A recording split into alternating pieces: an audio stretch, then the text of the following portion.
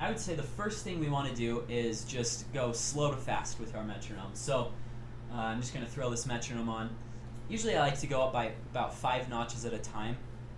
So like if I'm going to start, I think I'm going to start at 100 here. This metronome's really old, so I can barely see the screen. Alright, so I would take this, hands alone to hands together. I'm just going to demonstrate really quickly because I don't want to, if I'm not already boring you with this video, I don't want to bore you too much with just showing you these things. I think I can explain them quickly and really demonstrate effectively doing that. So I would take this, hands alone, just for that little part. And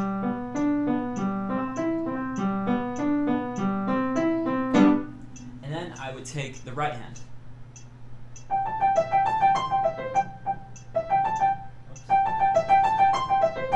See, so there's a mistake there, so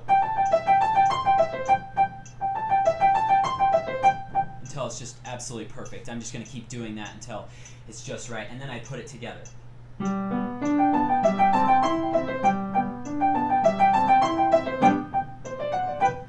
I would just stop there. I wouldn't keep going on and on for lines and lines.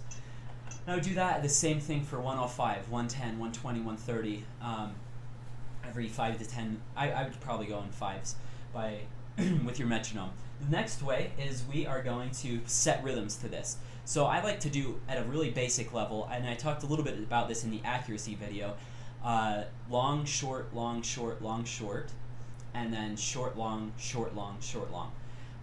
So we're getting 2 different varieties, and when you do, and I'll do another video clip on this, a video segment on different rhythms, because I think that would be helpful, but we're just going to stick with those 2 for right now.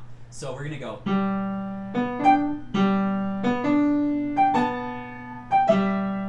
So, sorry, I'm going to actually divide it down into the 30-second notes.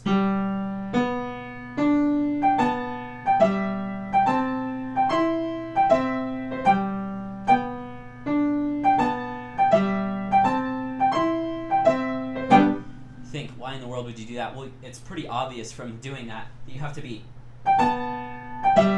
exactly together on every single one of those. So it's an amazing way to practice. And then we would do the same thing.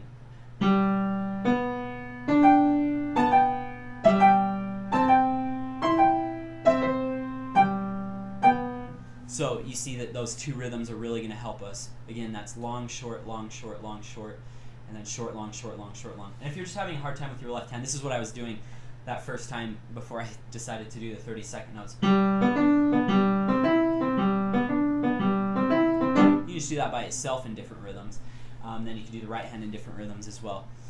I'll demonstrate one more just for those of you who want a little bit of extra to think about. You can do long, short, short, short, long, short, short, short, long. So.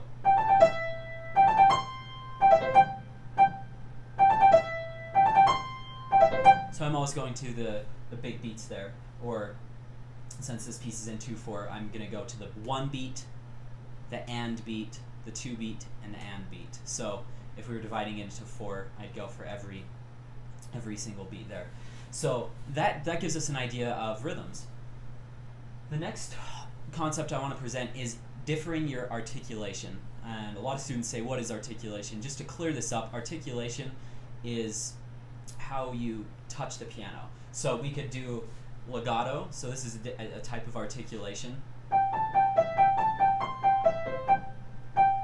I could pretend that all of it's legato. And then I could do all staccato.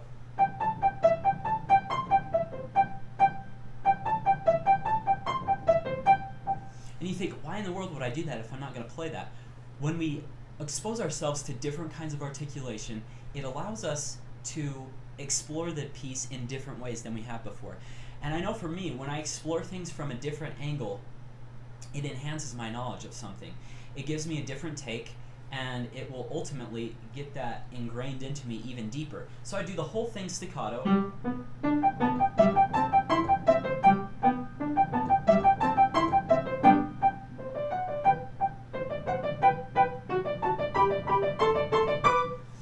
Entire section, and I think that really helps a lot too. And then The next thing above that is we're going to differ our emphasis. So accenting every other note. And with this, I'm going to take the 32nd notes again, the right hand.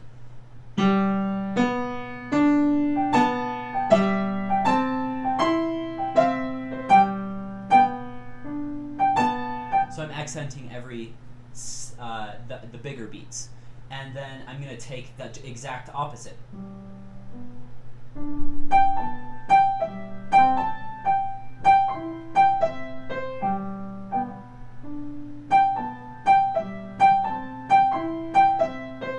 Again, you can see that I don't know this piece perfectly well because that threw me off even just a little bit at the very first. Getting used to that, used to the offbeats, that one's even almost more beneficial because we're learning where those offbeats are. I think that is just an incredible way to practice. Again, that's almost a different kind of articulation as well because we're touching the keys differently on different places. All right, I think these last three ways are going to be the most dense material that we have. All of these have been a little bit, I would say, deeper concepts, and that have been actually the most beneficial of all.